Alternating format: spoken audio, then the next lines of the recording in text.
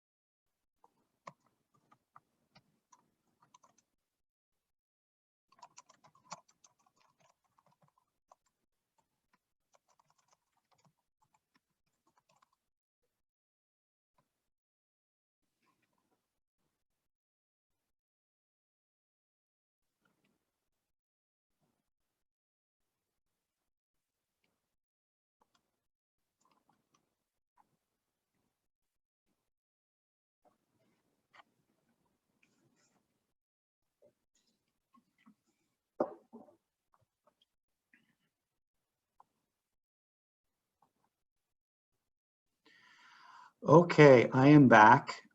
We are just about to get started here. I'm just going to give a 1 minute warning here. I know you said 2 minutes after, but I'll give 1 more minute. We've got about 100 and some people in the room.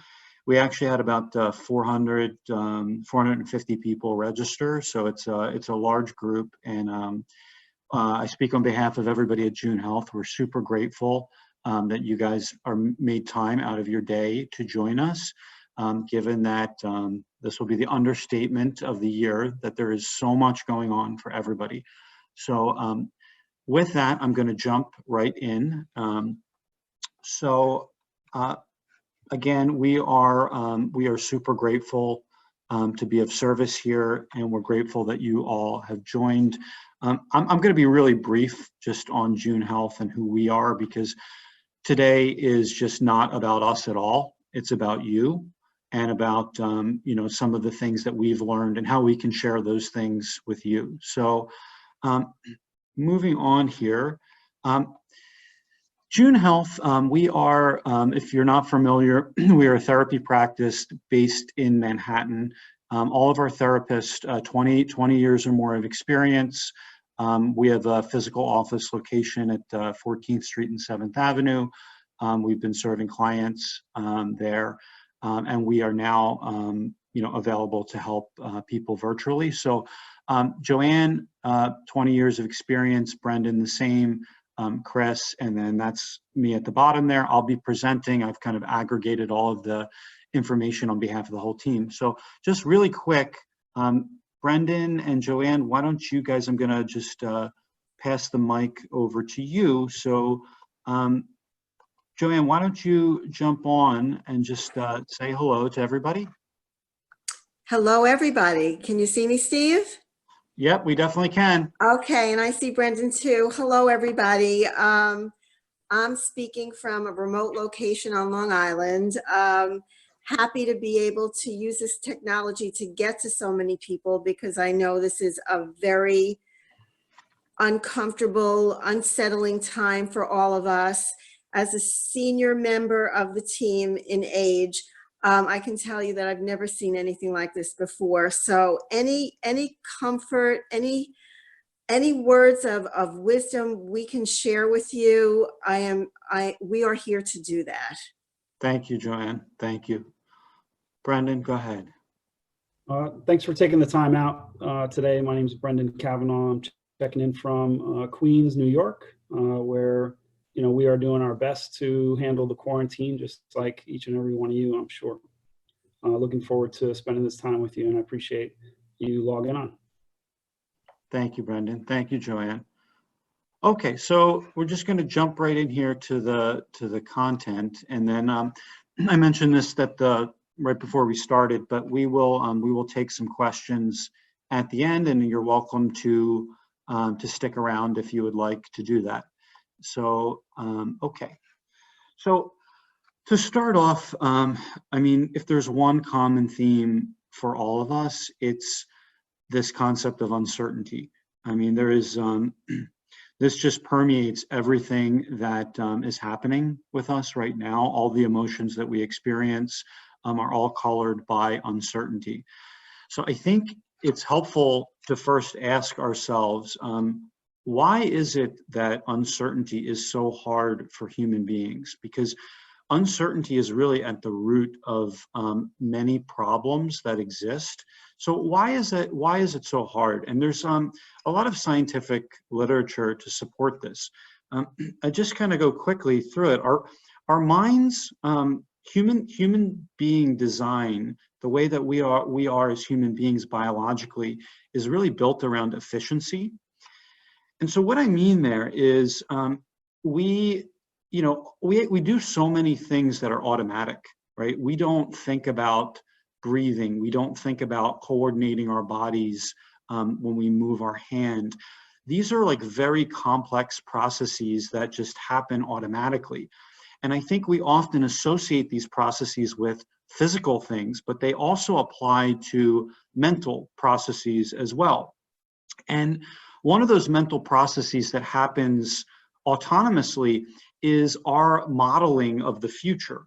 We subconsciously model out the future.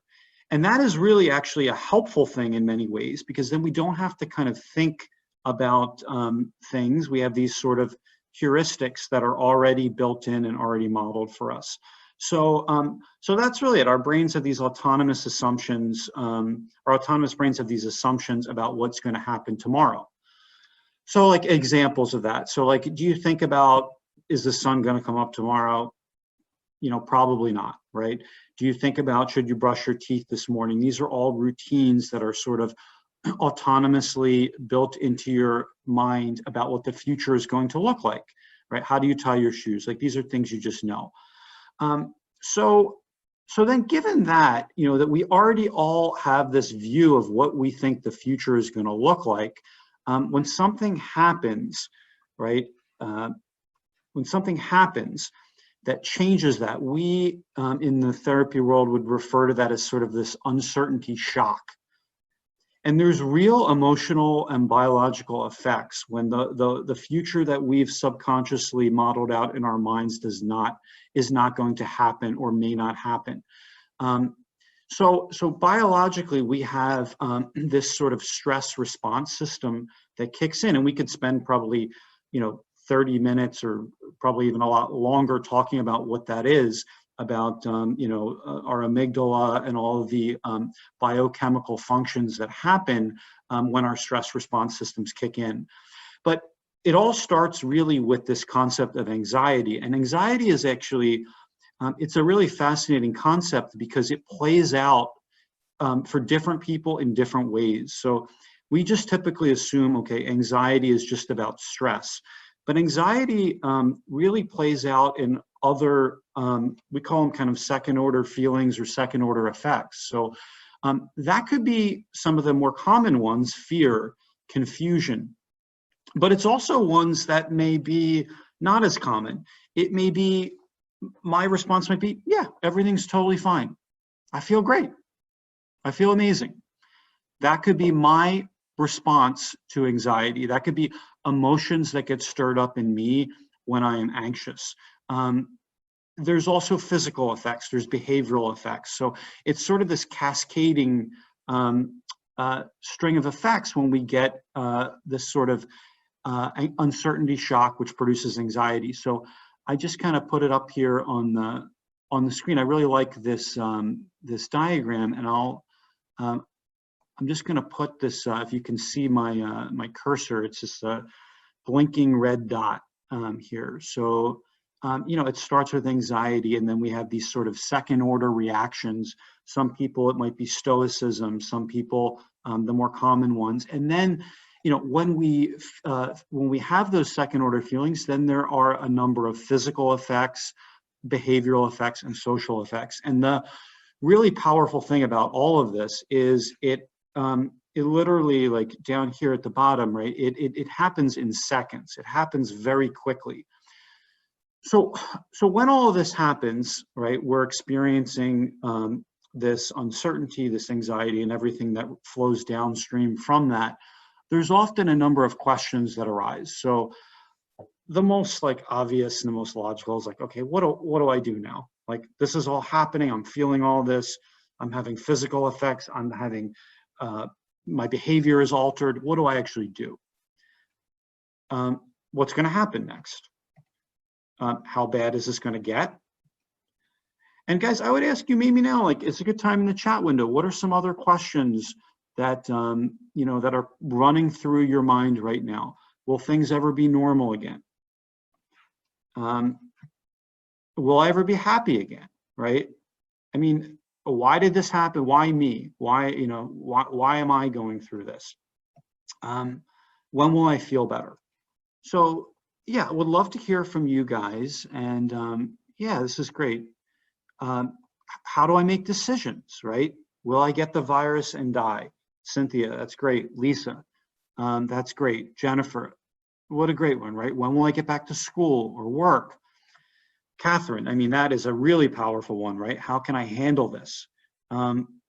Joanna, what do I do when I feel panicked? What should I look forward to? Guys, so many great questions come from this, right? So many very like deep and meaningful questions. How can I keep stable? And Joanne and Brendan, you know, feel free if you guys want to chime in on any of this. We'll have time, you know, where you can hear from Brendan and Joanne afterwards. But these are all such wonderful things. So, and I'm just going to put some of them up here, right? So there is our, you know, feeling isolation, bored. How do I not jump to these conclusions?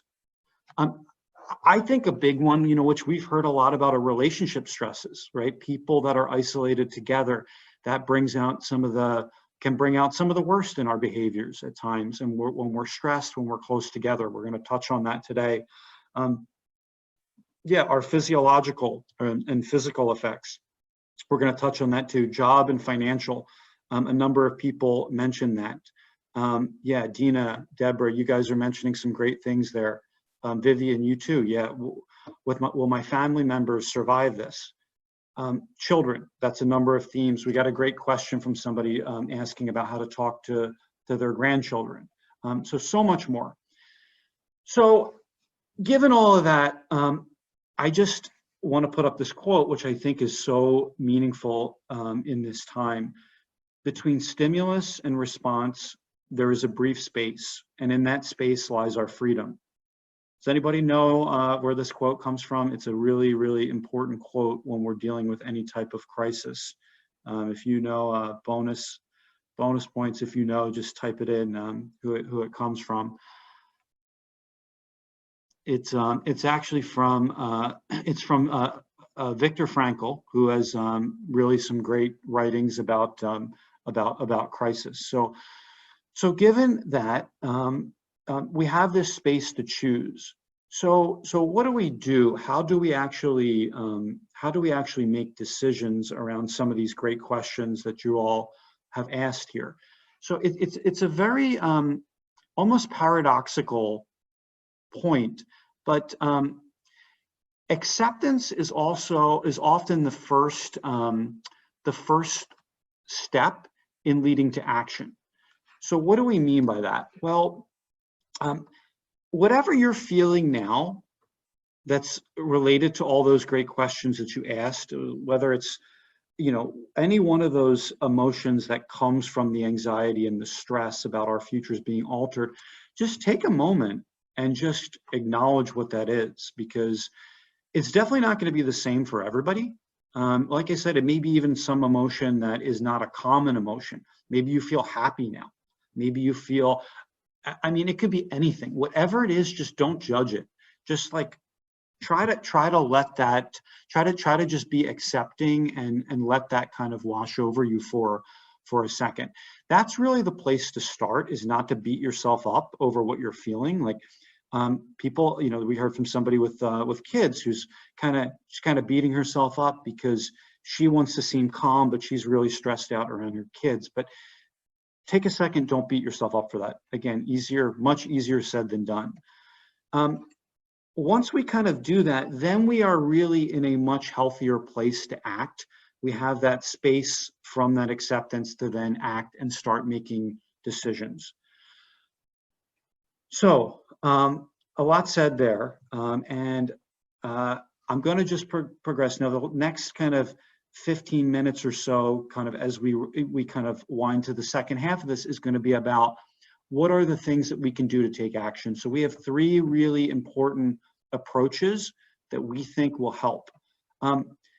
The first is something that we call the acceptance versus action border. And this is super helpful really with any kind of behavioral type issue or emotional type issue you're facing. But to really take whatever that is and ask yourself, what do I control and what do I not control?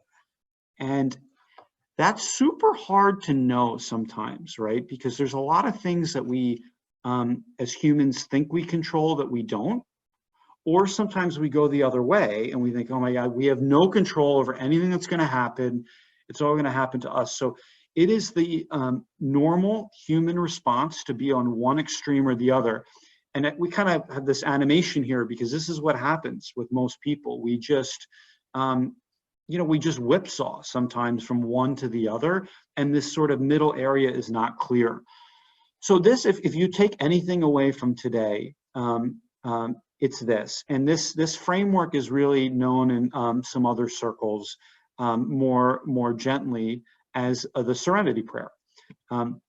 Grant me the serenity to accept the things I cannot change, of which there's a lot today, the courage to change the things I can, and the really hard part, the wisdom to know the difference. So I guess that leads a question for all of us, is how do I actually draw that line, right? How do I separate out those 2 areas? Accept, expect, allow. That's really nice. So how do we do that? How do we draw that line between what we can control and what we can't? And we're going to take an example here, but I'll throw out a few things. So again, with this concept of acceptance, it's really hard to know, right? And you're not going to ever get it really right. You might come close. But this is the secret, and this is can be very transformative. We've all found is this. Just and I'll just I'll kind of highlight this for everybody up here, right? So if we can just ask the question, that gets you 75% of the way there, because a lot of people just don't even ask the question. So ask it, like next time you're thinking, okay, like all those great questions that you put in the chat window, ask yourself is, what do I control here? What do I don't? And I think that will often make things a lot more clear. And that comes from all of our experience. We all believe that. So we'll take an example here. Whoops, sorry about that. Okay, let me get back. Okay. All right, sorry about that. I clearly jumped ahead, so thank you for your patience. Okay, let me, I actually wanted to get that line off the screen, and I did not do that. So, okay. Give me 1 second, I apologize for that. Okay, so yeah, let's just take one together, guys. So a potential job loss, like we're just use the chat window here. And if anybody wants to speak, I would love to get you on the mic at some point here too, but let's just type in. So clearly there's a lot of really tough stuff happening to our economy. So maybe we'll take the things on the right side first. What are some things we don't control here as we're thinking about the economic uncertainty and job loss? Please just type in, what are some things we don't control? I'll type one in, right? Like, so if you have a 401k, right? Your retirement, right? What happens to that? That's not something we have a lot of control over. I mean, maybe a little bit, right? Some things kind of go in the middle, but 401k, what else?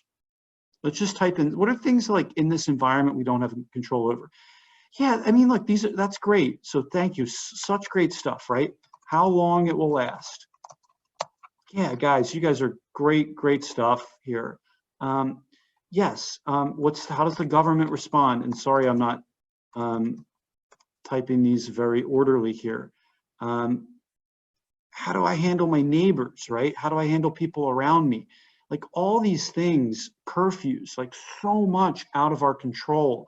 And just to really recognize that. And if we can't really do anything about them, to try, and it's easier said than done, and we can talk about some strategies, but how can we sort of find serenity around them?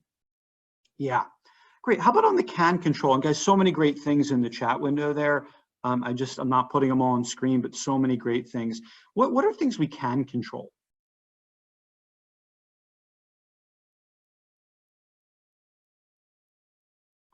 Sometimes it's harder, right? When there's a lot of chaos. Yeah, man, boy, what a great, who said that? Andrea, great one. Our breath, right? Our breathing. That's a great one. Yeah, okay, and that's a great one, right? Advocating for your job, right? So in this, like, we're talking about job loss here, right? So that's a great one. You can actually advocate for your job, right? Maybe you can advocate for your job. Maybe you can go on, maybe you can start looking for other jobs. Maybe you can go on Upwork or something and find freelance work. Yeah, all these things, eating, exercise, right? Like these things all play a part in what our future will look like. So getting fresh air, limiting screen time. Yeah, Brendan's got a really great one there, right? So there's so many things. So anyway, this is the first step, and I'm gonna just, in the interest of time, keep pressing ahead, but these are really wonderful things. I wish I could put them all on the screen here because they're all really nice. So, okay, and let me clear this. I'm clearly not very good at doing that. Okay, so here's all the things. You know, these have all come up. I'm just putting them up here again, and yeah, we'll just keep going on here. Yeah, Joanne, that's a really good one, right? Taking a break, right? Okay. So all of these things that we talked about, please just take a minute, maybe after this thing, and just see, you know, if you can look at them in this framework. And, you know, I actually, this has worked really well for me and for people I know. Is just, I just draw a line down the page and I write, you know, for each of them. So like, you know, my relationship, I just draw in what can I control here? What can I not control? And that is super helpful. That's the biggest thing we can tell you from today. All right, we're gonna go to number 2 here. So number 2, and I think so many of you guys have hinted at this in the chat window already. It is like kind of an impossible task to stay emotionally healthy if you neglect your physical health. So I am like super guilty of this today because I was really stressed. I was stressed about this going well. I was stressed about the technology not working. Like I wanted to really, you know, do a good job. And I ate half a box of cookies about an hour and a half ago, like, and which I've done the day before and the day before that too. So, so it's really hard to be emotionally healthy. So physical health, what are some things on physical health, right? Have your eating habits changed? I put my hand up, mine have changed. I need to work on that. Did you stop exercising? Put my hand up. Okay. Are you changing time you go to sleep? Okay. All 3 of these apply to me. Yes. Processed sugar. That's a great one. I'm eating a ton of processed sugar. So all these things, like in that diagram we had up before about anxiety leading to all these derivative emotions leading to behavior. The behavior here is often changing our physical habits, which is very negative and leads to emotional health consequences. And then there's also other tendencies we may have. We may drink alcohol more, we may smoke, we may drink more coffee. That's another thing I do. I'm loading up on the coffee. So all of those things, guys. So if you've slipped, what do? You don't need to fix it today. I'm not trying to fix it today. I'll probably have some cookies tomorrow. Totally fine. I'm just setting a small goal. I'm only going to eat a quarter of the box tomorrow, not a half of the box. Just make a small goal for yourself. And then if you mess up, if I eat the half the box tomorrow, you know what? I'm going to get another shot at it. But I'm going to be kind to myself. And we're under enough anxiety and stress. Be kind to yourself. You will get another chance. Okay. So we are on to number 3. We're on time here, which is great. We're almost at the end. So I'm going to ask you guys, what is the most powerful antidepressant that you can take? I'll give you a clue. These are great, guys. Oh, so good, man. So good. So good. It's not a pill, right? It's not a pill. I mean, I think that like everything you're putting in the chat window, pets, sunshine, positive mindset, exercise, yoga. I mean, really, really nailed it. I mean, it's very inspiring. Prayer, going outside. I'll put one that that our team of therapists really believe is very important. And it's one that like this crisis has hit at the core of. And that is this, it's social contact. Like social contact with other people is a very powerful antidepressant. And this is the funny thing about it, right? Like, even if you're kind of an introvert and you kind of like your alone time, or you maybe don't like people all the time, it's still, even in spite of that, social contact has proven effects on our body. So yes, time with kids, time with other people. So this is what we're like really in danger of here. And I really want to put this out. Our model of social interaction may change. So the 2 things we recommend on keeping social contact, this powerful antidepressant, is more contact and better contact. So what does that mean? So more contact. Video is powerful. So if you have to make a phone call or FaceTime, go with FaceTime. The visual is very, very powerful. Instead of a text, maybe write a letter. Very powerful, long form writing. It's very healing for us and also for the person receiving it. Online groups, there's really a lot of cool online groups because you can actually find people that have really similar interests. Sometimes it's hard to find, like our friends may not share our same interests. So there's a lot of cool stuff there, and we can talk about resources after this. Social media doesn't count. So if you're just one-way social media, it doesn't count. If it's 2-way and you're sharing, that's important. Routines are really essential here. Whatever you guys do, try to make it somewhat of a routine. It's like, that's when it becomes really, really healthy if you do that. Okay, so we're on the, 3 more slides here. The other part of social interactions now is better contact. And we really need boundaries now. Boundaries are really important, especially when we're in close quarters with people or we have to communicate in different ways. That may test our boundaries. So somebody may do something that feels inappropriate to you. And that's okay. That's probably going to happen. So that's where communication around those boundaries is critical. So you got to say what your needs are and hear your partner's needs or your children's or your boss's or whoever. And understanding the boundaries and the needs around them will be very essential. So these are like the hardest conversations to have. Like Brendan and Joanne can like tell you, like, I mean, from doing 20 years of this stuff, it's super, super hard to have them. But even if it's imperfectly, go ahead and try them. And then the last thing, guys, I mean, truly the last thing, and a lot of you said it in the comments, like humor. It is totally fine to laugh. My mom's a veterinarian. She sent me the first one. Made me laugh. Like, it made me laugh. So just take a minute, and we can all support each other in this. Yeah. So just just find it. If you can find a minute to just see the humor in something, it can be very, very hard to do, but very, very healing. So last slide, we stayed right on time. I'm really happy. We'll take questions. You guys have been so awesome in terms of participating in the chat window. I wish we could have you all on video and talking and see your faces and feel your energy, but thank you all for your participation. So to sum up, we have mental models of the future that are built in. When we face uncertainty, those mental models change. That produces great biological stress that every human being will have.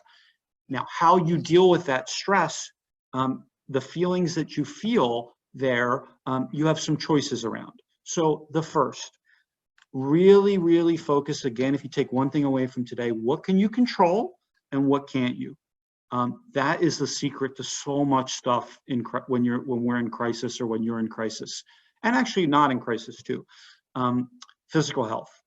Try to focus more on your physical health, and then third, communication. Try to get out there and communicate more. It's kind of tough, but try to get out and communicate more and focus on your needs and your boundaries, because these new communications may be challenged at points in time. So that's it. Start small, pick 1 or 2 goals, and you will definitely be imperfect at doing this. Nobody's going to get it all right. We certainly don't. I speak for the whole June Health team, but progress, not perfection.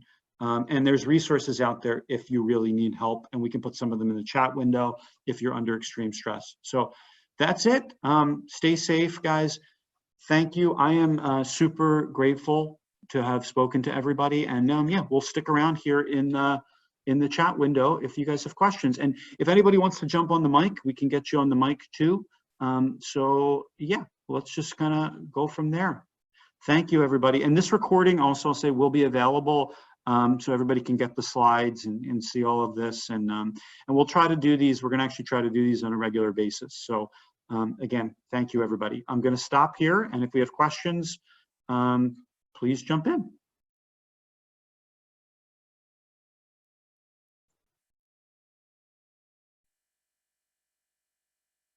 Okay, Brendan, I'm going to put you on, Brendan, if you want to add anything, and Joanne, I'm going to turn both of you the video over to you guys if you want to just jump in and add anything. Thanks, Steve. I thought that was great, and really appreciate all the thoughtful questions that everyone has. Do we want to pick one and start with it? Yeah, I think that's a great idea. So there was a good one here, Joanne. Yes. I think, would you want to take this one? This is a really, Kate actually typed it in. It's about a woman and her, I apologize, I don't have your name in front of me, but a woman with her 5 grandchildren.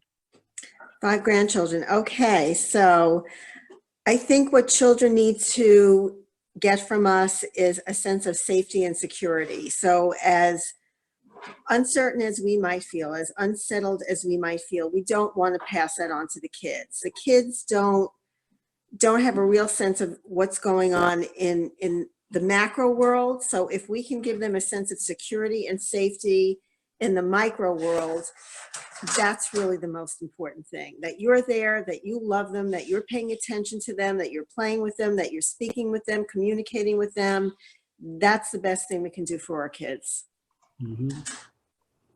Yeah, I'll just add, this is a time like we've never seen before, at any time in our history. And as much as it is really hard to cope, the thing that's binding us all together is that we are all going through this together. And that's really, I don't think, ever happened in the history of our modern world, where each person, you reach out to is going to have a story to tell about how they're experiencing this.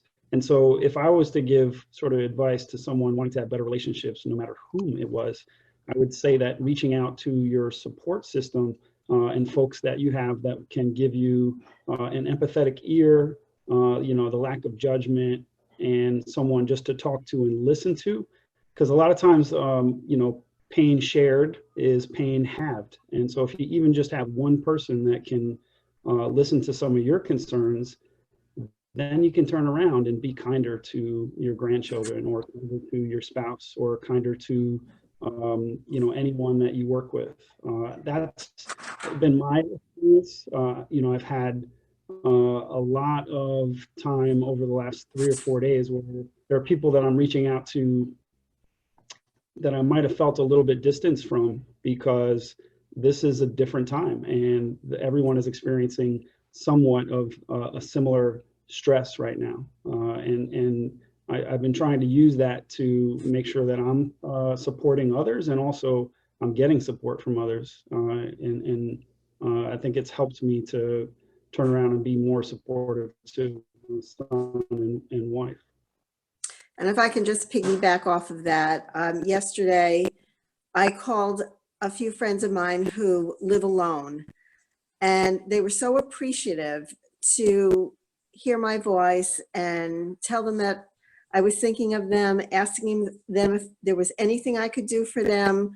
Just having somebody on the other side of the phone, again, FaceTime, with people that are alone or more isolated, I think is very powerful too. Mm-hmm. This is great, guys. I'm going to throw out to Brendan and Joanne a couple more that have come in, and there's a lot here, so please forgive us if we don't answer yours. You're more than welcome to email info@JuneHealth, and we'll be in contact. How do I deal with phantom symptoms?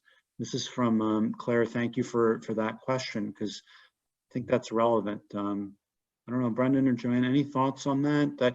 I guess I'd add one thing, so phantom symptoms, I think if you feel like you're experiencing something that's not really real, just to be kind to yourself. Whatever those feelings are very valid. You may think, oh, this is not something that is relevant. I shouldn't be feeling it. I'm like imagining this. It's like, but those are kind of judgments on yourself, and we all do that. That's fine, but maybe just to have a compassion for the part of yourself that's feeling that. I don't know, Brendan, what are your thoughts on that one? I think if I can just slip in here quickly, besides the coronavirus, people are still getting sick with a cold, or there's allergy season is beginning. Don't judge yourself too harshly. Drink tea, drink water, eat healthfully, rest. I mean, that's something we all can do, because a cold is very uncomfortable, and we don't want to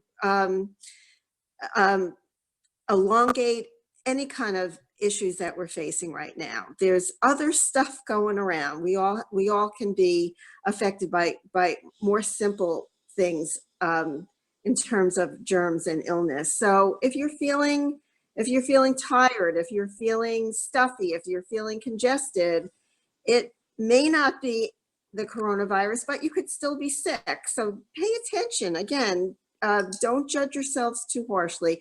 Do what you need to do to make yourselves feel better. Mm-hmm. Yeah, and I'll just say it's a pretty natural response. Living in New York City, when somebody mentions the word bed bugs, I just start scratching myself. Right? And I think that's kind of a normal human response, is to feel, especially for folks who are sensitive folks like us. So it happens a lot when people are experiencing anxiety. I see it in sessions where, a person will be experiencing anxiety pains in different parts of their body. And using a tool that can kind of interrupt that cycle, like body scanning, can be really helpful to help to get the mind-body connection a little more fortified, so that you can kind of feel what exactly is happening in your body without the rush to judgment that something is wrong, right? So separating, like Steve was saying, separating from a judgment of like something wrong with my body, and just moving into a place of observing my body can a lot of times release us from those, sort of phantom ideas that we're having that something is wrong with us.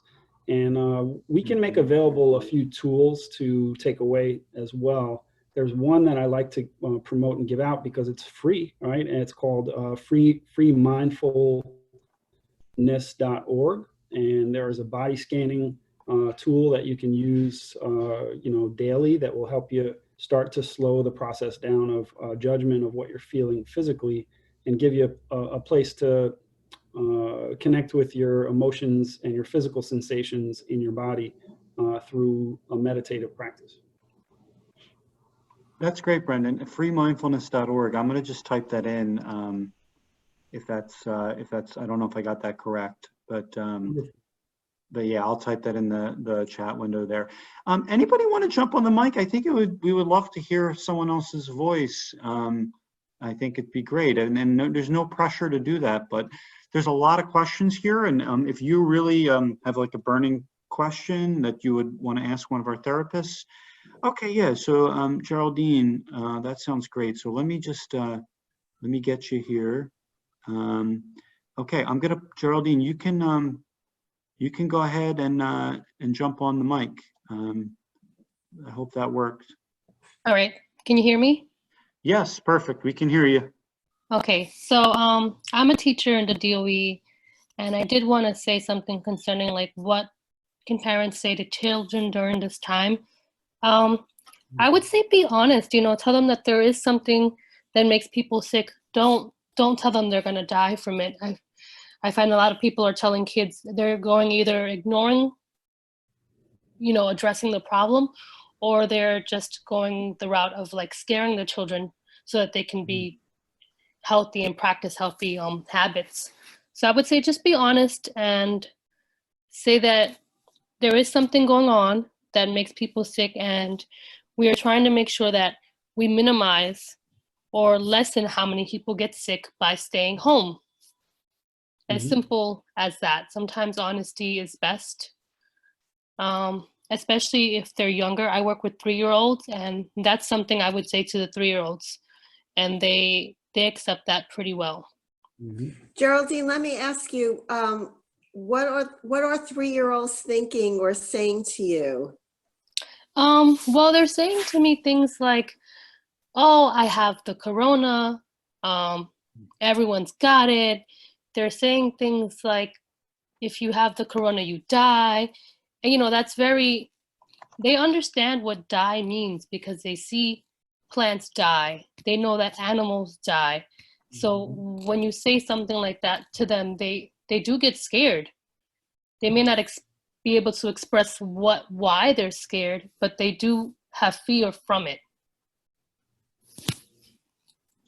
Okay, thank you. So Yeah, honesty and not catastrophizing. Honesty and again, I think making sure they feel safe and secure.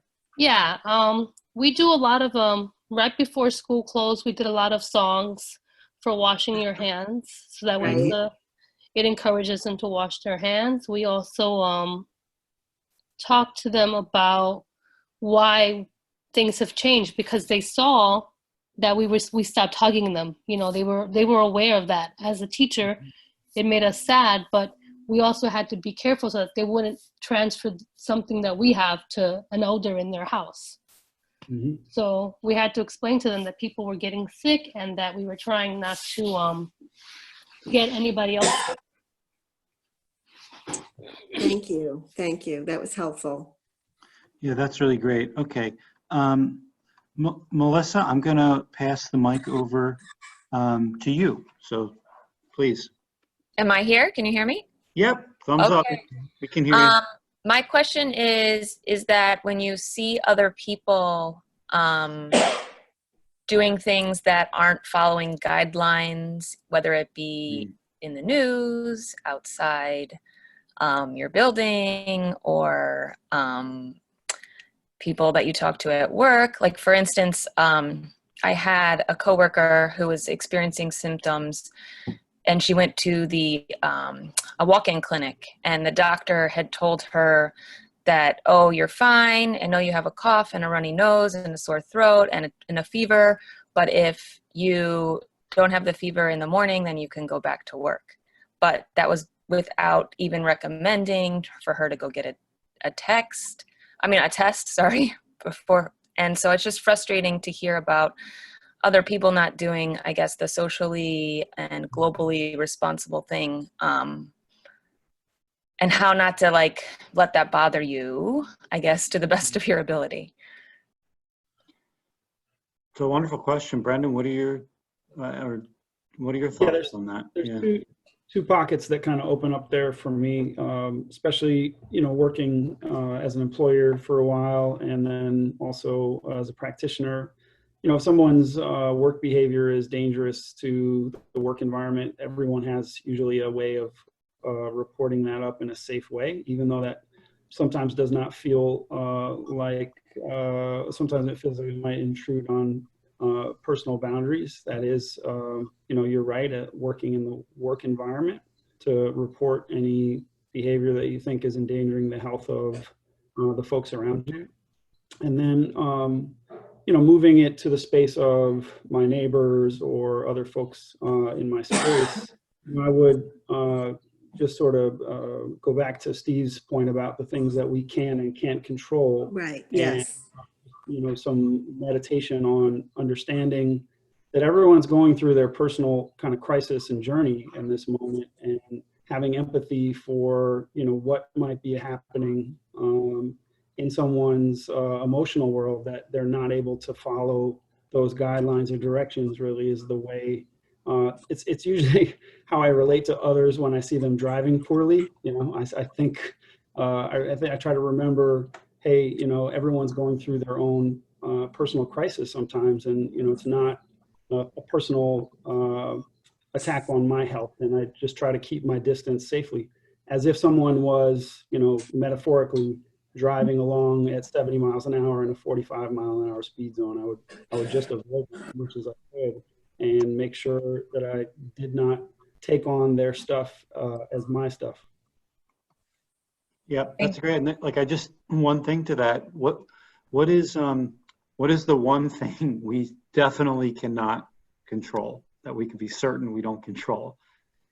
Other people, right? Other people, yes. That's other the people. biggest trap. Like Yes. on the spectrum of things that we can and can't control, like that's one that really falls solidly in the category of we cannot control, but we often think we can. We often think we can persuade, influence, push, use all these tactics, but the reality is we cannot control other people's behavior. And finding like some serenity in that is really, I think, one of the most healing things that you can do in life. Mm-hmm. Thank you. Yeah, those are great questions. So, okay, Michelle, I think I'm going to put you on, please. Michelle, you should be on, I hope. Okay. Try now.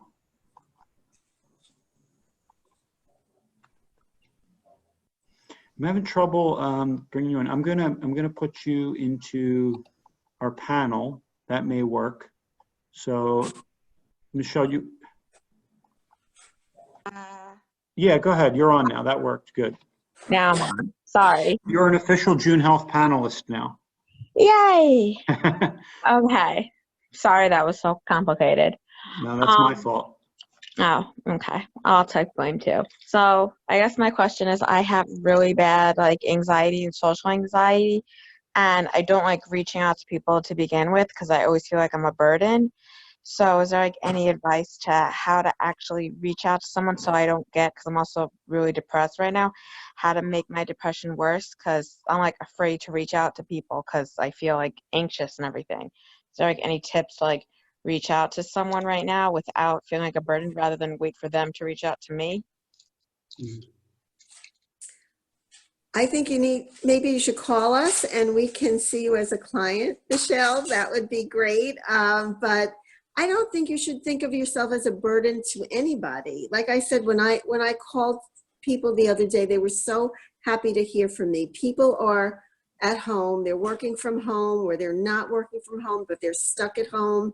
And I don't think there could be anything better than hearing from a friend or an acquaintance to just check in on them and for you to say, how are you doing? I just wanted to see how you were. I think that's a lovely thing to do for anybody. And I can't imagine at this space and time, anybody would think of you as a burden. And if you wanted to call us, you could do that too. Okay. Mhm. So Yeah, just, I would, okay. So I appreciate, I just want to point out, I appreciate your vulnerability and your honesty. You know, it takes a lot of courage to, you know, in this space, talk so honestly about what your experience is. And that kind of courage and that kind of strength is exactly what's needed to lift that, you know, 100-pound phone sometimes. And, you know, I sort of joke a little bit because I'm a big fan of Steve Carell in The Office, right? And there's a little skit or part of like the Office where Kelly talks about, like, you know, a bit of judgment about people who use the phone rather than text, right? And that's sort of the world that we're living in now, is that we're so used to for communication that it feels awkward to use the phone. So I just want to kind of normalize that that's the world that we've been in, that it's been, you know, mostly a text world. And this is a situation where everyone is seeking comfort and feeling more comfortable from talking to another human being. So, you know, I would guess that anybody you reach out to that you've had any social connection with is going to embrace you. And that, you know, with looking at a large goal ahead of us, like if I have not made any social connections and I'm looking to have more, starting off with a small step is usually the best sort of prescription for moving in the right direction. So if you've had 0 phone calls that you've made over the last few days, just allowing yourself to feel some success with making 1 tomorrow. And even if no one responds, leaving a voicemail. And then 2 the next day, and celebrating your victories in a way that you can be kind to yourself for challenging yourself to get outside of that that place that you're in where you feel so socially isolated. Okay, that helps. Yeah. Thanks. Okay. Thank you, Melissa. Thank you. Thank you for, go ahead. Thank you. Thank you, Melissa. Okay. Okay. We've got a bunch more in the chat window, and I'm trying to catch up. Is there anybody else that would like to jump on the mic?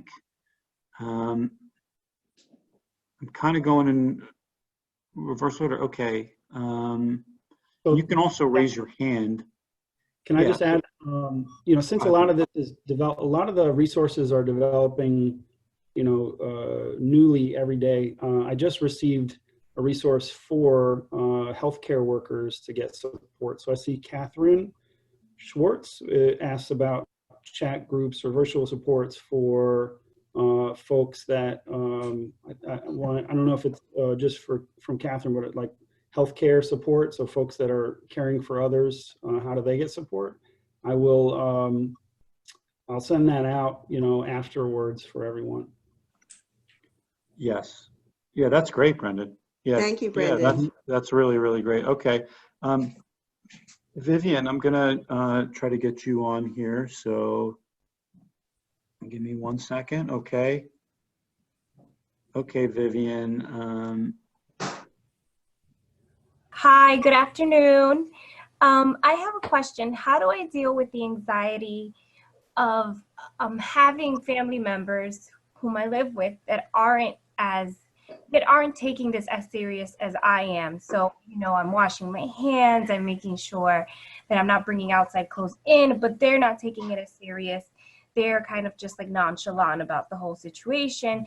And I have a mother who's elderly with a comorbidity, so that's what also is, you know, scaring me. So how can I deal with that and deal with family members that just aren't on the same page as I am?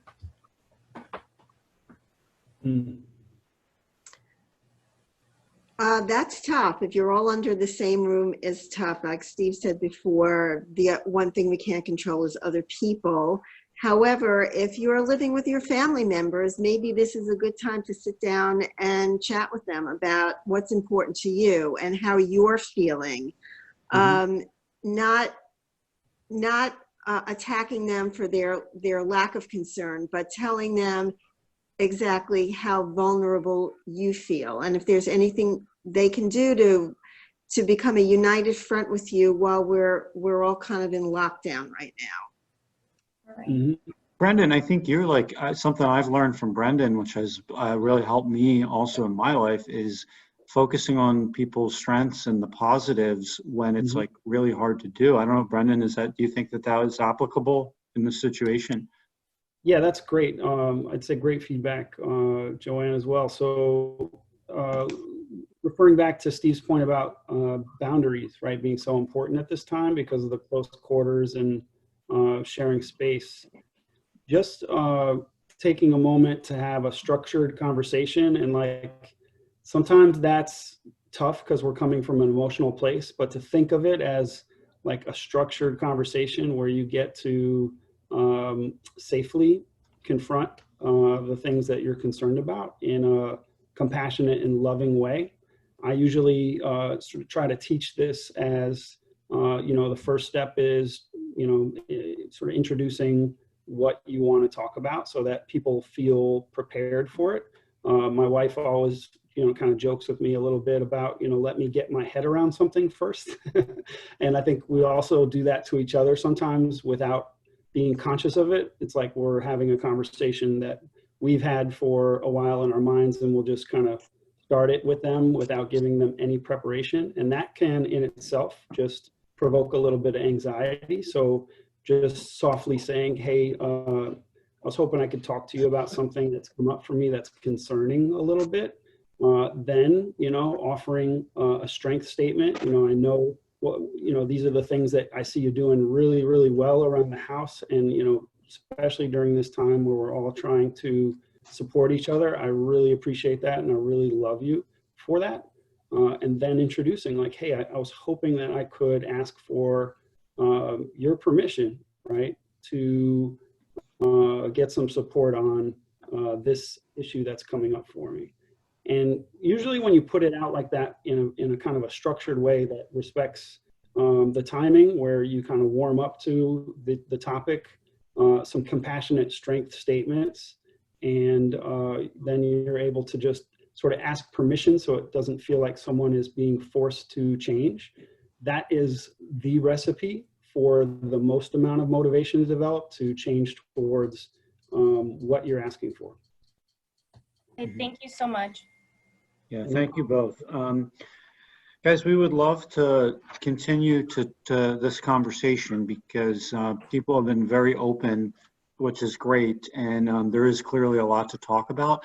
I think as a group, we're going to try to find another time where we can kind of continue, with a short talk in the beginning, maybe even shorter than what I did today, followed by this type of discussion. I think we would love to do it. So I don't know, Brendan, Joanne, anything you want to add in sort of wrapping up here in the next kind of 2 minutes? The only thing I can tell you is what I'm doing myself, and that is being grateful. I have a roof over my head and some food in the refrigerator. The spring is right around the corner. The sun is staying out later. I'm taking walks. I'm grateful for my good health right now. I'm doing everything I can to protect myself and, again, interact with my peers, my coworkers, my friends, my family, catching up on some reading that I haven't done in a long time, and practicing patience, because this will end at some point. Things will get back to normal at some point. The uncertainty is what is so stressful, but we will be back to normal and at some point. So patience, for me, patience is the watchword. Mm-hmm. Thank you. Yeah, this is really inspiring. I want to share as much as I can to support everyone, and hopefully we can put up some resources for folks to check into, because I really feel like that action of like moving a muscle when you're not feeling well can change your thoughts. That's a slogan that we've kept close to us for a long time in the therapy world. Move a muscle, change a thought. So if you are not feeling well, sometimes acting just do the next right thing can help you to change how you feel and what you're thinking. So very grateful to have this platform today, and thanks for tuning in. Okay, guys. Thank you. Appreciate you all coming, and yeah, we'll be in touch for the next one. So thank you, guys. Stay Thank safe. you. Thank you all.